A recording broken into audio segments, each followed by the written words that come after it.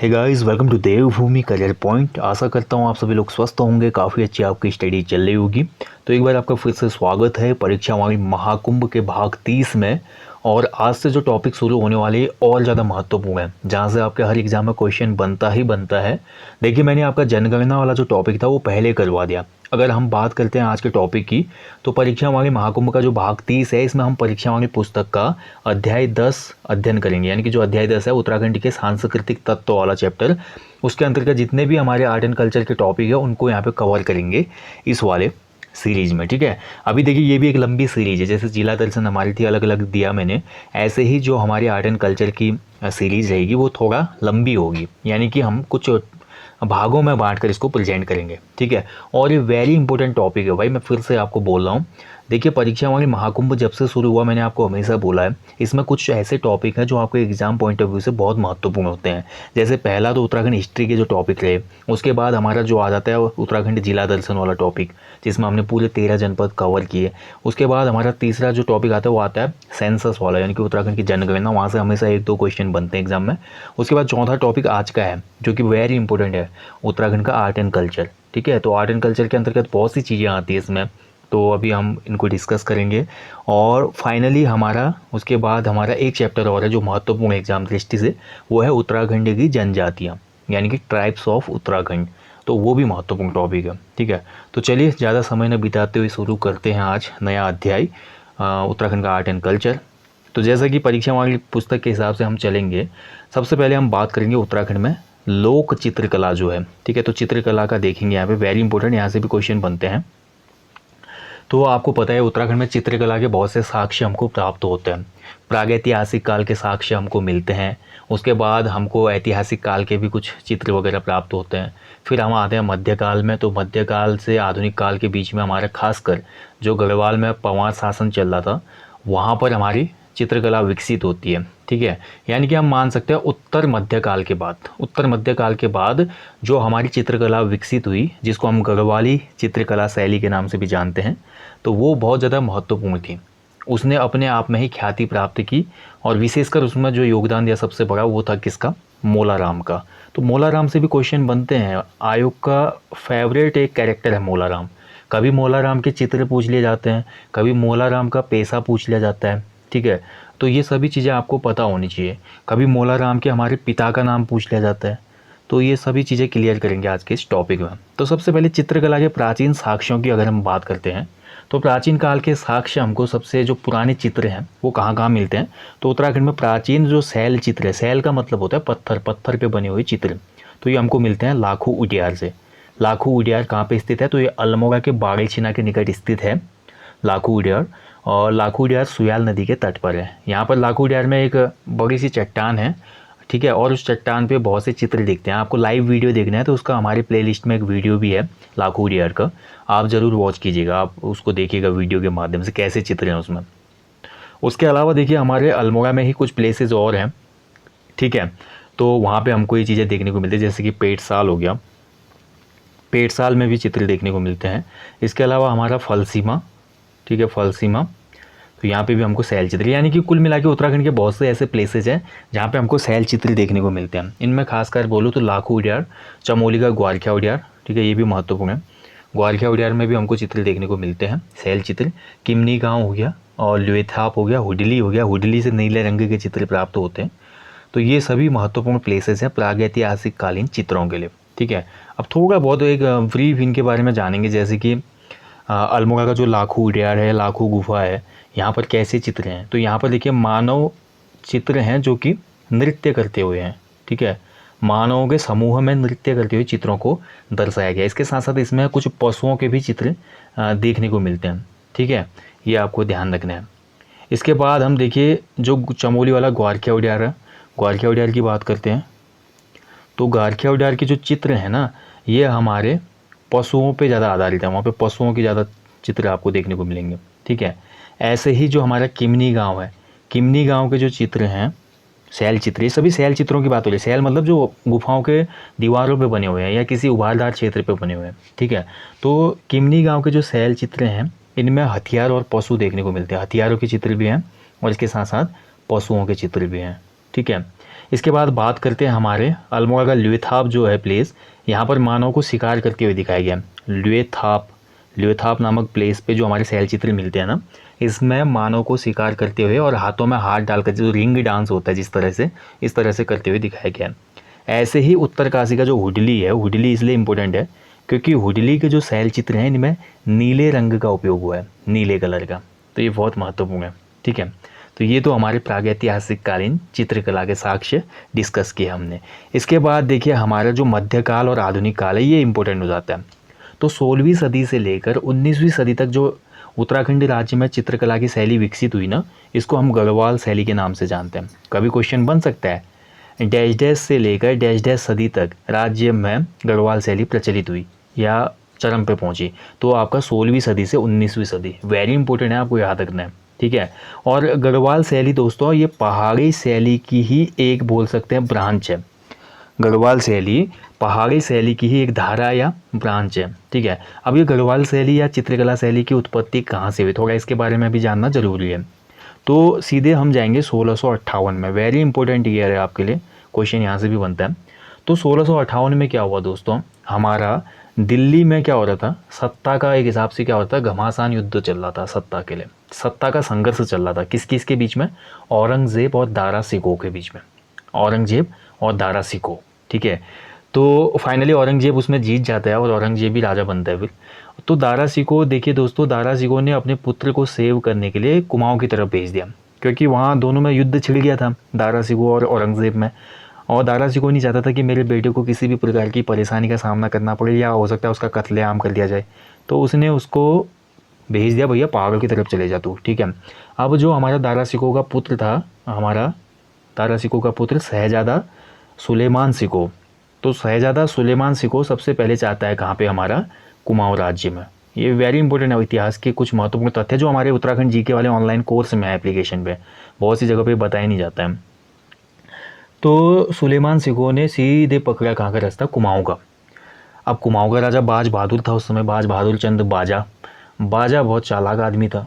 बाजा ने कहा यार अगर मैं इसको शरण देता हूँ, पता चल रहा औरंगजेब यहाँ पे भी हमला करवा दे और मेरे हाथ में जो राज्य है, अच्छी खासी सत्ता है, उससे भी वंचित हो जाऊंगा मैं। तो ऐसे मन में उसके कुछ विचार चले। ठीक है, उसने बहुत बड़ा दिमाग लगाया यहाँ पे और उसने चालाकी से क्या बोल दिया, जो हमारे सुलेमान सिकोह आया था उसके साथ जो भी गण लोग आए थे उन सभी को ये बोला, भैया मैं कोई राजा नहीं हूँ, मैं तो एक मांडलिक राजा हूँ, मैं छोटा राजा हूँ, और जो सबसे बड़ा राजा है इस हिमालय प्रदेश का, इस पूरे केदारखंड मानसखंड भूभाग का, वो तो गढ़वाल में श्रीनगर में बैठता है, तुम लोग यहाँ गलत आ गए हो। ठीक है, तो बाज बहादुर चंद ने कुछ उपहार वगैरह देकर उसको विदा कर दिया यहाँ से, किसको, सुलेमान सिकोह को, और सुलेमान सिकोह को भेज दिया कहाँ, गढ़वाल।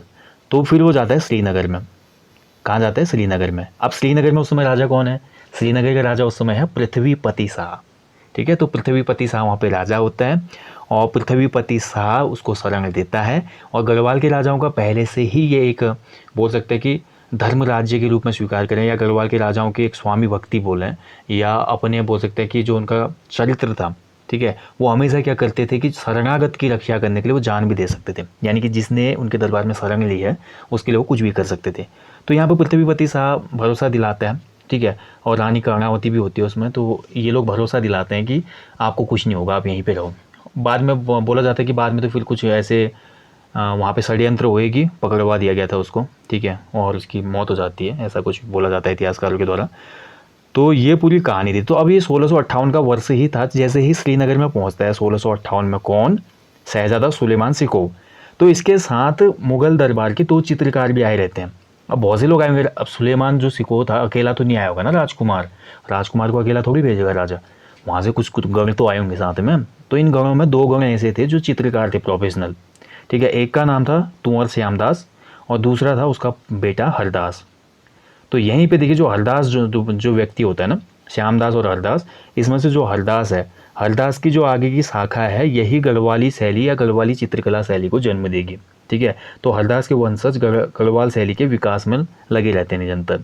तो हरदास का जो अगला पुत्र आता है इसका नाम था हीरालाल, हरदास का पुत्र था हीरालाल, वेरी इंपॉर्टेंट है। और हीरालाल ही स्पष्ट रूप से गढ़वाल शैली का जनक माना जाता है, हीरालाल को ही स्पष्ट रूप से गढ़वाल शैली का जनक माना जाता है। सूत्रपात कर्ता माना जाता है।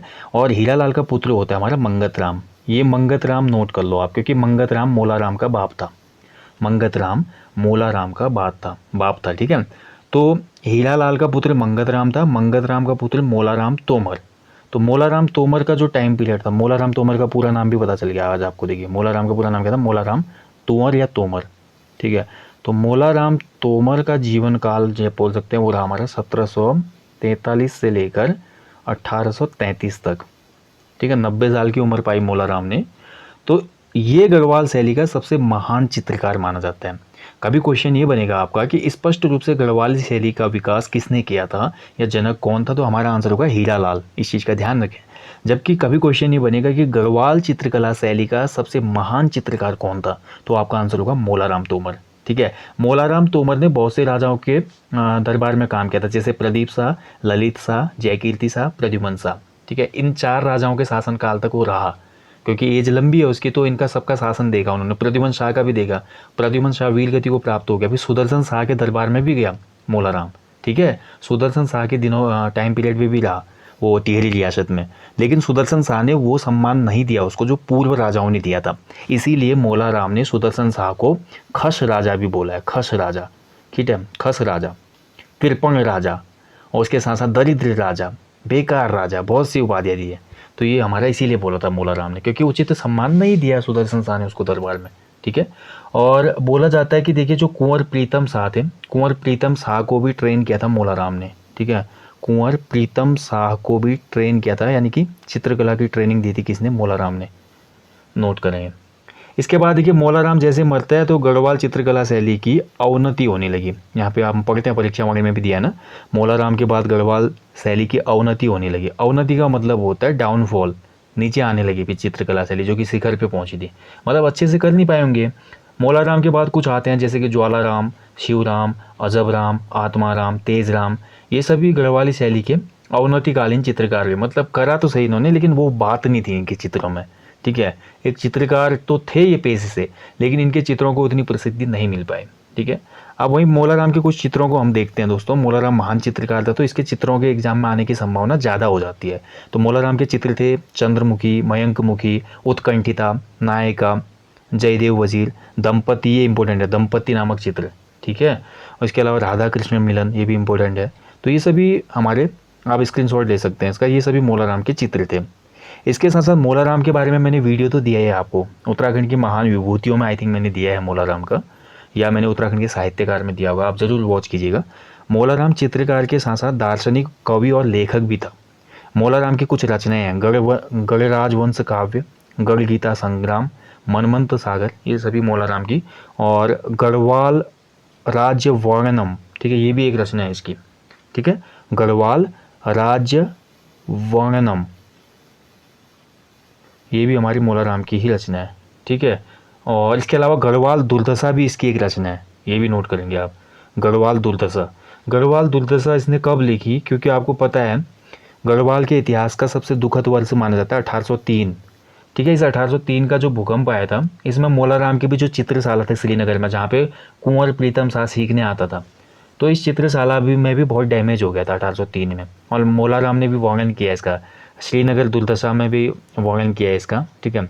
आई थिंक श्रीनगर दुर्दशा रचना है, ठीक है। गढ़वाल दुर्दशा नहीं, श्रीनगर दुर्दशा इसकी रचना है। उसमें बोला गया है कि कैसे श्रीनगर का जो उसमें एरिया था 75 डिस्ट्रॉय हो गया था, लगभग 25% आबादी बची थी, 25% घर ही बचे थे। तो कितना भीषण भूकंप रहा होगा, इसलिए 1803 के वर्ष को गढ़वाल का सबसे दुखद वर्ष माना जाता है। और इसी का लाभ उठा के गोरखाओं ने फिर गढ़वाल पर अटैक किया, क्योंकि सब कुछ खत्म हो चुका था। मतलब वही बोलते हैं ना, मतलब घाव पे और क्या करना, नमक छिड़कना, वो चीज़ हो गई थी। वैसे घाव से नहीं उभरा था राज, और वहाँ से गोरखाओं ने अटैक कर दिया था। इसके बाद देखिए मोलाराम के चित्रों को दुनिया के सामने सबसे पहले कौन लाया था, क्वेश्चन हजारों बार बन चुका है। मोलाराम के चित्रों को दुनिया के सामने रखा था बैरिस्टर मुकुंदी लाल ने। वेरी इंपॉर्टेंट पॉइंट, किसने रखा था, बैरिस्टर मुकुंदी लाल जी ने, ठीक है, ध्यान रखेंगे। और मुकुंदी लाल जी ने इसके बारे में एक स्टेटमेंट भी दी थी, नारी अंकन में कोई अन्य पहाड़ी शैली गढ़वाल कला की ऊंचाई तक नहीं पहुंच सकी। ठीक है, मतलब जो गढ़वाल शैली के चित्रकार थे लाइक मोलाराम या जो भी हुए, इन लोगों की विशेषता थी नारी अंकन में, यानी कि जो नारी का ये चित्र बनाते थे वो बहुत ही परफेक्ट बनाते थे ये लोग। और उस समय की जो अदर कलाएँ थी भारत में, मथुरा शैली की कला हो या मैं बात करूँ कांगड़ा शैली हिमाचल में जो चल रही थी, तो इनमें वो बात नहीं थी जो हमारी मोलाराम या गढ़वाल शैली के नारी अंकन वाले चित्रों में थी। ठीक है, ये बोला जा रहा है। देखिए मैंने आपको बोला भी, श्रीनगर जो भूकंप आया था 1803 का, इसमें गढ़वाल शैली के चित्रों का खजाना काफ़ी मात्रा में नष्ट हो गया था। ठीक है, फिर भी कुछ निम्न संग्रहालयों में जो चित्र थे गढ़वाली चित्र शैली के वो सुरक्षित हैं, जैसे कि मोलाराम आर्ट गैलरी। कभी ये भी क्वेश्चन बन सकता है कि मोलाराम आर्ट गैलरी कहाँ पर स्थित है, तो ये हमारे श्रीनगर में है। महाराजा और नरेंद्र शाह संग्रहालय नरेंद्र नगर, कुंवर विचित्र शाह संग्रहालय टिहरी, देखिए ये भी इंपॉर्टेंट है, कुंवर विचित्र शाह संग्रहालय कहाँ पे स्थित है, तो टिहरी में। ठीक है, बाकी इन संग्रहालयों के अलावा हमारी मोलाराम की कुछ कृतियाँ लंदन, पेरिस, कैम्ब्रिज और बोस्टन के म्यूजियम में भी देखने को मिलती है। मोलाराम के वंशजों के बाद हमारे कुछ प्रसिद्ध चित्रकार आए, चैतू और माणकू इसमें मेन नाम है, चैतू और माणकू। लास्ट टाइम आयोग ने एक क्वेश्चन बनाया था कि चैतू और माणकू किसके दरबार के कवि थे, चित्रकार थे, माफ कीजिएगा। चैतू और माणकू थे हमारे सुदर्शन शाह, आयोग ने इसका आंसर दिया था सुदर्शन शाह। ठीक है, तो इसको नोट कर लें आप, सुदर्शन शाह के दरबारी थे दोनों चित्रकार। तो चैतू माणकू की बात करते दोस्तों, तो चैतू के कुछ महत्वपूर्ण चित्र हैं, जैसे कि रुक्मणी हरण चित्रमाला। ठीक है, रुक्मणी हरण जो चित्र है इसका, ये पूरा कॉम्बो है, एक कॉम्बिनेशन है। ठीक है, चैतू की 13 चित्रों की रुक्मणी हरण जो चित्रमाला है, ये वाराणसी के कला भवन में सुरक्षित है। कहाँ पे सुरक्षित है, वाराणसी के कला भवन में। और माणकू जो है उसने जयदेव के गीत गोविंद का चित्रण किया था 1730 में, वेरी इंपॉर्टेंट। ठीक है, यहाँ पे लेकिन जो वर्ष से आपका बिल्कुल क्लियर नहीं हो पा रहा, क्योंकि सुदर्शन शाह 1815 के बाद राजा बनते हैं, तो ये 1830 होना चाहिए यहाँ पे। ठीक है, 1830। तो माणकू ने जयदेव का जो गीत गोविंद हम पढ़ते हैं देखते हैं, उसकी चित्रकला बनाई थी, उस पर आधारित है। आँख मिचौली भी इनका एक प्रसिद्ध रंगीन चित्र है। ठीक है, तो ये आप नोट कर लेना। और गढ़वाल शैली जो है, इसको हमारी गढ़वाल शैली पे प्रकाश डालने के लिए कुछ हमारी फेमस पुस्तक हैं जो आपको याद होनी चाहिए, जिसमें बैरिस्टर मुकुंदी लाल जी की कुछ पुस्तक है, जैसे कि Garhwal paintings, some notes on Molaram और गढ़वाल स्कूल ऑफ पेंटिंग। ये बैरिस्टर मुकुंदी लाल जी की रचना है। ठीक है, और बैरिस्टर मुकुंदी लाल जी ने ही मोलाराम के चित्रों को दुनिया के सामने प्रेजेंट किया था। गढ़वाल पेंटिंग एक पुस्तक है हमारी विलियम ऑर्चर की। ऐसे ही हमारी गढ़वाली चित्रशैली एक सर्वेक्षण, ये पुस्तक लिखी है डॉक्टर यशवंत सिंह कटोच ने। और पहाड़ी चित्रकला एक रचना है किसकी, किशोरी लाल वैद्य जी की। वेरी इंपॉर्टेंट है, इन सभी किताबों को और राइटरों को याद कर लें भाई, यहाँ से क्वेश्चन बनते हैं। ठीक है, तो ये तो हमारी चित्रकला शैली थी उत्तराखंड की। ठीक है, हमने देखा। इसके बाद हम आ जाते हैं जो हमारी लोक चित्रकला आज के समाज में प्रचलित है उत्तराखंड में, ये भी वेरी इंपॉर्टेंट है। तो आज की हम चित्रकला शैली में देखते हैं, तो सबसे पहला जो नाम आता है दोस्तों, वो हमारा ऐपण का आता है। उत्तराखंड हमारा देवभूमि कहलाता है। उत्तराखंड में बहुत से हमारे धार्मिक चीज़ें होती रहती हैं, उसके साथ साथ हमारे जो मांगल कार्य होते हैं, सांस्कृतिक कार्यक्रम होते हैं, यहाँ पर हम क्या देखते हैं कि बहुत से भित्ति चित्र बनाए जाते हैं। इसके अलावा हमारे ज्योति मातृका बनाए जाते हैं, ऐपण बनाए जाते हैं, पोआ बनाए जाते हैं, डिकारे बनाए जाते हैं। तो ये क्या होते हैं, इनके बारे में हम यहाँ पे जानेंगे। तो इसमें सबसे पहले नाम आता है ऐपण। ठीक है, ऐपण को दोस्तों हमारा छिपौने भी कहा जाता है, ऐपण को छिपौने भी कहा जाता है। ठीक है, ऐपण क्या होते हैं, एक हिसाब से एक कला होती है, चित्रकला होती है, जो कि मंदिर की चौखट में भी बनाई जाती है, देहरियों में भी बनाई जाती है। ठीक है, यानी कि दरवाजे के आसपास के जगहों पे भी। और बहुत बार ये जैसे हमारे खास फेस्टिवल होते हैं, लाइक हमारा शादी विवाह का टाइम होता है, या हमारी सत्यनारायण की कथा होती है, या हमारा दीपावली पर्व होता है, या हमारे नवरात्र जो अभी चल रहे हैं ये पर्व हो, या इसके अलावा हरेला पर्व हो, तो इस टाइम पीरियड पे भी ये बनाए जाते हैं ऐपण चित्र। इनको बनाना काफ़ी शुभ माना जाता है। ठीक है, तो ऐपण बनाने के लिए सबसे पहले जो हमारा रॉ मटेरियल यूज होता है वो होता है भीगे हुए चावल। तो भीगे हुए चावलों को पीस लिया जाता है, जिसको क्या बोलते हैं, बिस्वार। ठीक है, भीगे हुए चावलों को पीस लिया जाता है, और पीस के क्या होता है, उसका पेस्ट टाइप का बन जाता है, यानी कि सफ़ेद बोल सकते हैं, ये ऑर्गेनिक पेंट बन जाता है। और उसी के बाद उसके द्वारा सूर्य की आकृति, स्वास्तिक की आकृति, शंख की आकृति, बेल की, फूलों की आकृति बनाई जाती है, कभी देहरियों में, कभी चौक में। ठीक है, तो इसी को बोलते हैं ऐपण। और ऐपण को अन्य नामों से भारत में अगर बात करें तो इसको चौक भी कहा जाता है, अन्य जगहों पे रंगोली भी कहा जाता है बहुत सी स्टेट में। ठीक है, और कहीं पर अल्पना भी कहा जाता है। सेम उसी के आधार पे ये बनती है, सेम चीज़ें हैं। ठीक है, तो आपको याद रखना है, सबसे इम्पोर्टेंट है ऐपण। और देखिए उत्तराखंड में ऐपण की बात हो रही है तो ऐपण गर्ल भी है हमारी एक। उत्तराखंड में ऐपण गर्ल किसे कहा जाता है? तो ऐपण गर्ल हमारी मीनाक्षी खाती। उत्तराखंड की ऐपण गर्ल कहलाती है मीनाक्षी खाती। उत्तराखंड में बहुत से हमारे लेडी फेमस है ना, मशरूम गर्ल कहलाती है दिव्या रावत, बुग्याल लेडी कहलाती है हमारी रूपा देवी, ऐपण गर्ल कहलाती है मीनाक्षी खाती। तो ये आपको याद होना चाहिए, बहुत इंपॉर्टेंट पॉइंट है, क्वेश्चन बन जाते हैं हमारे। तीजन बाई कहलाती थी कबूतरी देवी, जागर सम्राट कहलाते हैं प्रीतम भरतवाण जी। तो ये हमारे सांस्कृतिक तत्व हैं और इनके जो हमारे फेमस पर्सनैलिटी हैं उनको आपको ने याद रखना चाहिए। अगला देखिए थापा चित्र। थापा चित्र भी हमारे लोक चित्र होता है और ये चित्र हमारे मांगलिक अवसरों पर पीसे चावल और अन्य रंगों से बनाए जाते हैं, सेम चीज़ें। इसके बाद हमारे नाथ या टुपुक चित्र। तो टुपुक चित्र क्वेश्चन कैसे भी बन सकता है, देखिए इनमें से क्वेश्चन ऐसे बन सकता है, देखिए सिंपली ये तो हम इतना याद रखेंगे नहीं ना, क्वेश्चन ऐसे बन जाएगा। देखिए समझिए, मैं एग्जामिनर के दिमाग के हिसाब से क्वेश्चन को यहाँ पे क्रिएट करता हूँ। वो क्वेश्चन ऐसे बनाएगा, निम्न में से उत्तराखंड की लोक चित्र नहीं है, निम्न में से उत्तराखंड का लोक चित्र नहीं है। ऑप्शन दे देगा आपको ऐपण, थापा, टुपुक और ज्योति मात्र का। तो थोड़ा बहुत आपको ब्रीफ नॉलेज होनी चाहिए, ये चीज़ें किसके अंतर्गत आती है। लोक चित्रकला है, ये लोक नृत्य हैं, लोक गीत हैं, लोक आभूषण हैं, तो ये सब पता होना चाहिए, ठीक है। तो थापा चित्र भी क्या होता है, लोक चित्र होता है। नाथ या टुपुक भी लोक चित्र हैं। इसके बाद वसुधारा जो चित्र हैं तो ये कुछ खास अवसरों पर बनाए जाते हैं दोस्तों, ठीक है। ये भी हमारे विश्वार के पतले घोल की धारा बना के ही बनाए जाते हैं, यानी कि सभी चीज़ें विश्वार से ही बने, यानी कि भीगे हुए और उसके बाद पिसे हुए चावलों से। इसके बाद जो अगला है हमारा लोक चित्र वो थोड़ा महत्वपूर्ण है, ज्योति मातृका चित्र।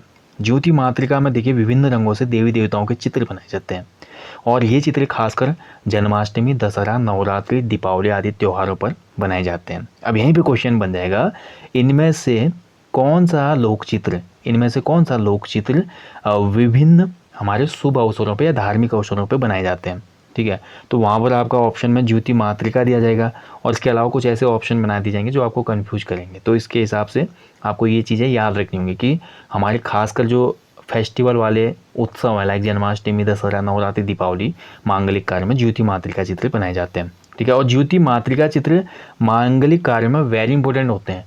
जैसे शादी में भी मैंने देखा ज्योति मातृका का चित्र अगर वहाँ पे पेंटिंग बने तो ठीक है, नहीं तो उसका एक मार्केट से आर्टिफिशियल पोस्टर लाया जाता है, वो ज़रूरी होता है। इसके बाद देखिए प्रकीर्ण चित्र। तो प्रकीर्ण चित्र हमारे कागज़, दरवाज़ों, चौराहों आदि पर बनाए जाते हैं, ठीक है। ये महत्वपूर्ण है लेकिन उतना तो नहीं बोलेंगे। लक्ष्मी के पौ चित्र हम हमेशा बनाते हैं। अभी दिवाली आएगी तो दिवाली के दिन हम लक्ष्मी के ऐसे पद चिन्ह बनाते हैं ना घरों में ऐसे, ठीक है। आगे आगे जाते हैं, घर की देहरी से ये पद चिन्ह शुरू होते हैं और ये मंदिर तक जाते हैं। इसका साफ लक्ष्य ये है या उद्देश्य है कि भगवान माँ लक्ष्मी आएगी और माँ लक्ष्मी मंदिर में जाएगी, जिससे हमारे घर में क्या होगी, बरकत होगी, खूब धन आएगा, ठीक है। तो ये इसीलिए बनाए जाते हैं लक्ष्मी के पौ चित्र। इसके अलावा देखिए हमारे कुछ अन्य चित्रांकन होते हैं, जैसे कि आरती की थाली में सेली बनाई जाती है। तो जो पिसा हुआ आटा होता है, आटे को गूंथ कर उसके दिए वगैरह बनाए जाते हैं और उससे आकृति बनाई जाती है बढ़िया सेली, उसमें फिर दीप जलाए जाते हैं और लोगों को फिर उसका आशीर्वाद लेने के लिए बोला जाता है, ठीक है। तो ये हमारा होता है सेली चित्र।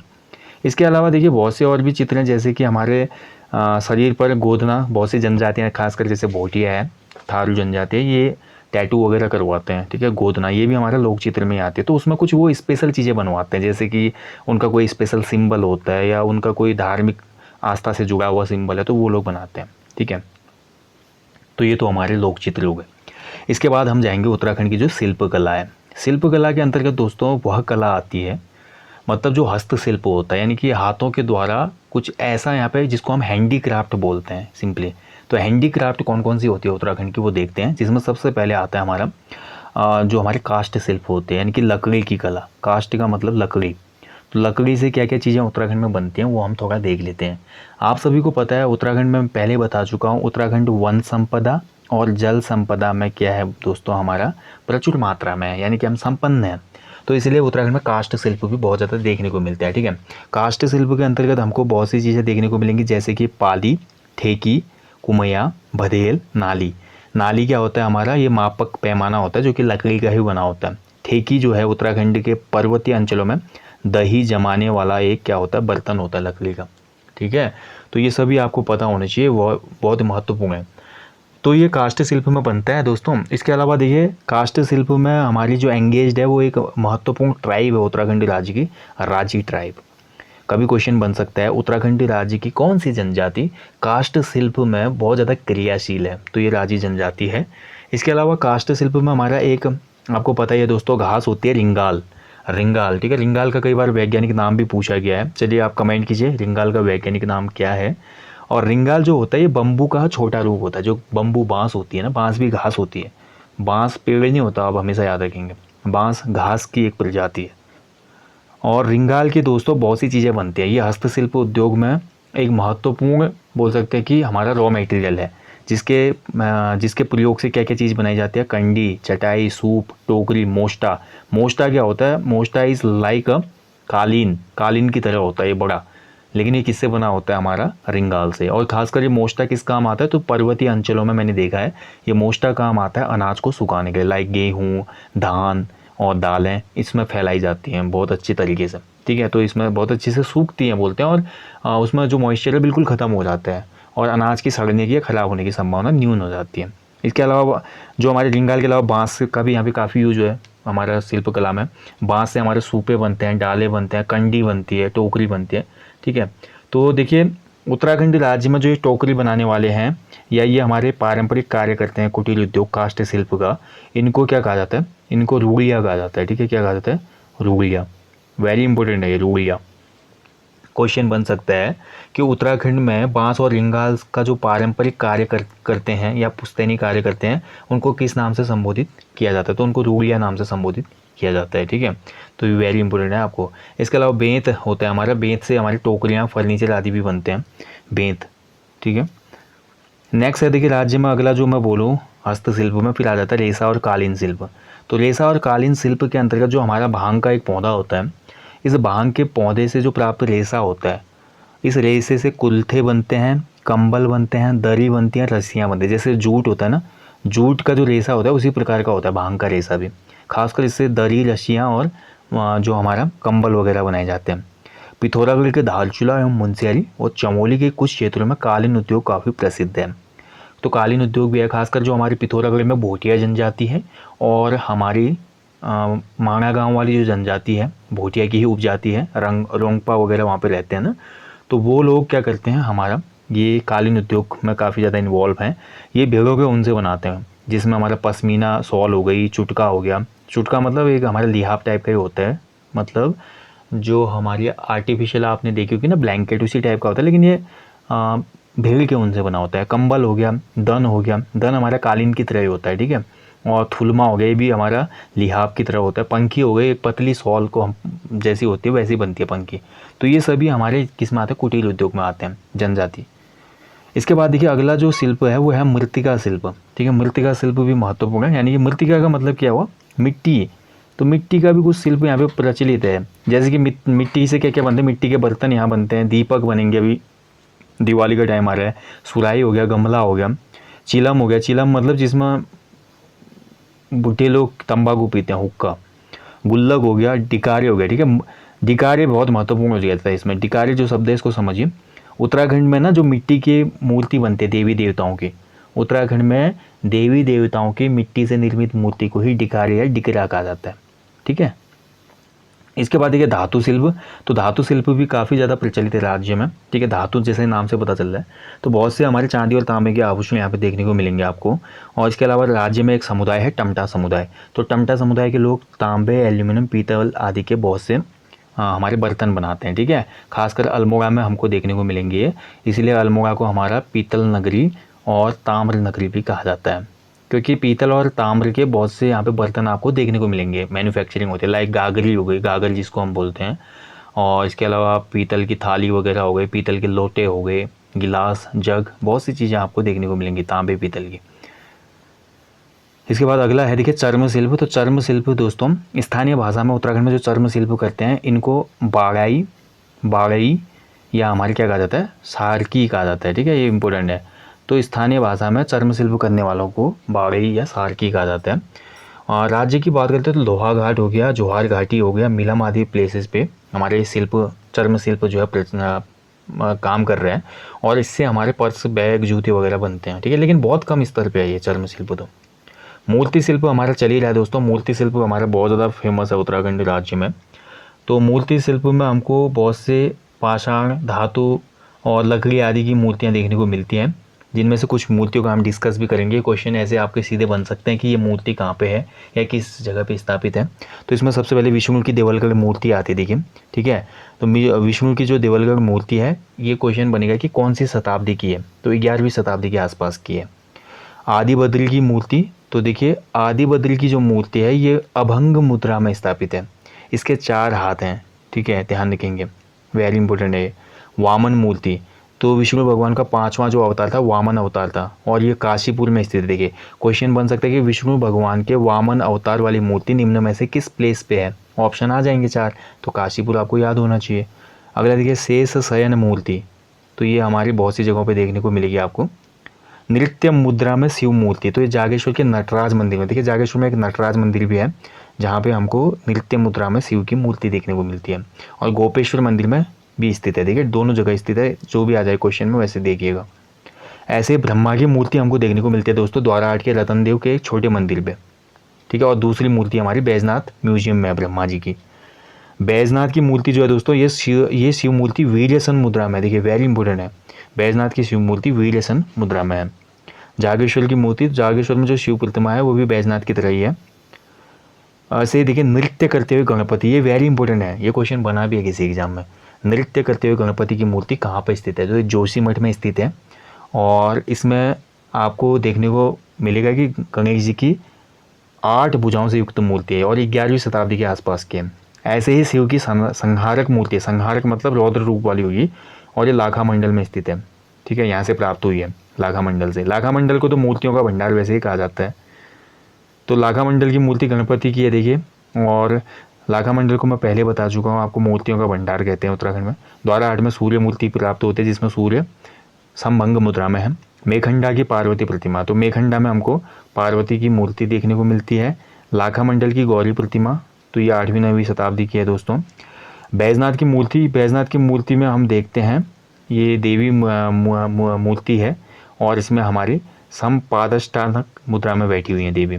ऐसे ही महिषासुर मर्दिनी, तो शक्ति रंभा देवी का यह रूप उत्तरांचल में सर्वत्र प्रसिद्ध है, और देवी की इस रूप की प्रथम मूर्ति कहाँ से प्राप्त हुई है, चंबा से, यानी कि टिहरी गढ़वाल से, ठीक है। ऐसे मांगलिक मूर्ति शिल्प, तो बाकी चीज़ें आप इसमें देख सकते हैं, ऐसा कुछ ज़्यादा महत्वपूर्ण है नहीं। बाकी देखिए दीपावली के अवसर पर गन्ने और नारियल की सहायता से लक्ष्मी की मूर्ति बनती है राज्य में, ये तो आप सभी ने देखा ही होगा, हम लोग खुद ही बनाते हैं उस दिन गन्ने की मूर्ति लक्ष्मी की। और बाकी देखिए विवाह के अवसर पर कुमाऊं क्षेत्र में हमारे दोस्तों आटे और चीनी की चाशनी से समधी समदिन की मूर्तियाँ भी तैयार की जाती हैं, ठीक है, ये हमारे कल्चर का हिस्सा है। अगर आप कुमाऊं मंडल की किसी शादी में शामिल होंगे तो वहाँ पे एक्सचेंज होता है, समदा समदिन बनाए जाते हैं, लाइक जैसे डॉल मिलती है ना एक आर्टिफिशियल शॉप में, वैसे ही बनाते हैं आटे की, ठीक है। ऐसे मकर संक्रांति पर हमारे आटे से घुघुतियाँ बनाए जाते हैं, ठीक है। तो मकर संक्रांति पे कुमाऊं में हमारा बहुत फेमस है ना, हमारा जो घुघुतिया त्यौहार है, इसमें कौवों को बुलाया जाता है, और इसमें आटे से ही घुघुते बनाए जाते हैं, ठीक है, इस टाइप के बनते हैं ये, ठीक है। और इन घुघुतों को फिर पिरोकर माला बनाया जाता है, और बच्चे इसको बड़े चाव से पहनते हैं, और ये त्यौहार बहुत ज़्यादा फेमस है उत्तराखंड में, खासकर हमारा पिथौरागढ़, अल्मोड़ा, बागेश्वर, चंपावत आदि जनपदों में, नैनीताल आदि में, ठीक है, जो कुमाऊं के जनपद है वहाँ पे। तो दोस्तों ये आज हमारा पहला चैप्टर क्लियर होता है यहाँ पे, ठीक है। ज़्यादा लंबा सेशन करना भी ठीक नहीं है, सेशन को फिर बहुत ज़्यादा लंबा होता है तो फिर आप उतना ज़्यादा फोकस नहीं कर पाते हैं। तो आज हमारा कला एवं संस्कृति वाला जो टॉपिक है, इस कला संस्कृति में हमने देख लिया उत्तराखंड राज्य की चित्रकला शैली, लोकचित्र और शिल्पकला। अगला जो टॉपिक आएगा उसमें हम देखेंगे उत्तराखंड के लोकगीत, लोक नृत्य, और उसके अलावा जितने भी अन्य महत्वपूर्ण टॉपिक कवर हो पाएंगे। मेरी कोशिश रहती है कि 40-50 मिनट का मैक्सिमम लेक्चर होना चाहिए, उससे ज़्यादा नहीं होना चाहिए। तो यहाँ पर इस सेशन को आज यहीं पे समाप्त करेंगे। मैंने पहले ही बोल दिया था आपका जो ये वाला सेशन होगा उत्तराखंड का आर्ट एंड कल्चर, ये थोड़ा लंबा होगा, लाइक जिला दर्शन की तरह, एक ही वीडियो में ख़त्म नहीं होगा ये, ठीक है। इसको हम बारी बारी से करेंगे ताकि चीज़ों को समझते हुए आगे बढ़ें। अगला जो टॉपिक आएगा वो बहुत ज़्यादा महत्वपूर्ण होने वाला है आपका लोकगीत और लोक नृत्य वाला, जहाँ से क्वेश्चन हमेशा बनता है, ठीक है। तो जल्दी मिलेंगे नेक्स्ट टॉपिक में, तब तक आप लोग अच्छे से अपनी स्टडी करें दोस्तों। और हमेशा की तरह फिर से जाते जाते आपको बोलना चाहूँगा, अपने जीवन में एक पेड़ ज़रूर लगाएं, ये आपका प्रकृति के लिए बहुत ही बेहद शानदार और अतुलनीय यहाँ पर योगदान होगा। दूसरा दोस्तों, उत्तराखंड के पर्वतीय अंचलों में जब भी आप घूमने जाते हैं तो सफाई का विशेष ध्यान रखें और अन्य लोगों को भी अवेयर करें। जब भी आप उत्तराखंड के खूबसूरत प्लेसेस में जाएं तो वहाँ पर प्लास्टिक, कचरा और अन्य चीज़ें ना फैलाएं। अगर आपको ऐसी चीज़ें दिखती हैं तो उसको कलेक्ट करके उसको अच्छे से डिस्पोज कर दें, ताकि हमारे प्लेसेस सुरक्षित रहें, खूबसूरत रहें और आने वाली जो पीढ़ी है वो भी इसका लाभ उठा पाए और देख पाए। So guys, thank you for watching. अपना ध्यान रखें, अच्छे से स्टडी करें। जय हिंद, जय उत्तराखंड, शुभ रात्रि।